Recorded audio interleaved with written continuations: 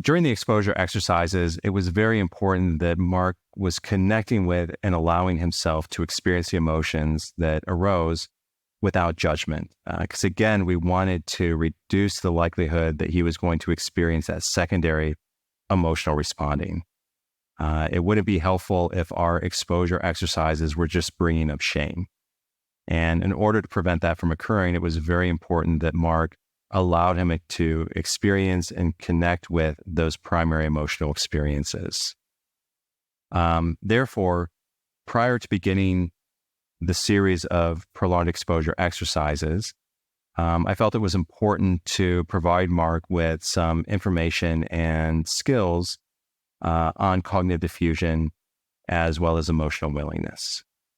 So some of the things that we did were focused on reducing his attachment to judgmental thoughts, as well as using mindfulness strategies and acceptance-based emotional regulation strategies in order to increase the extent to which he was able to stay connected with those emotions that were occurring without getting caught up in judgments that would contribute to secondary emotions.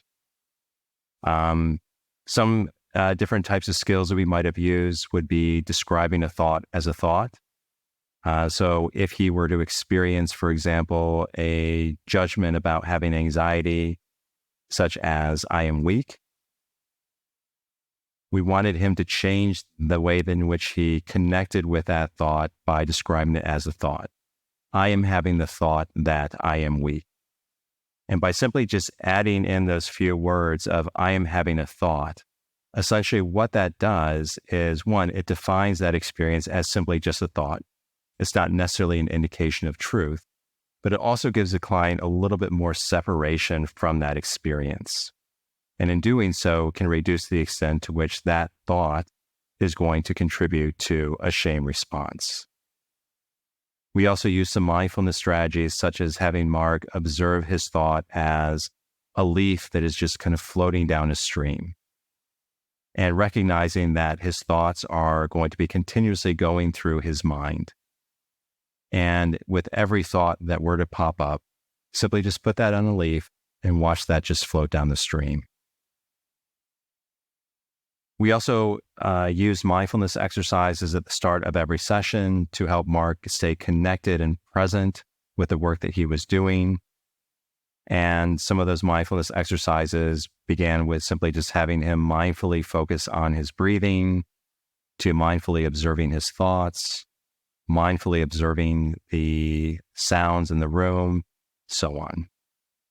Another cognitive diffusion strategy that Mark was taught was rapidly saying a phrase over and over again. So for example, again, the thought, I am weak.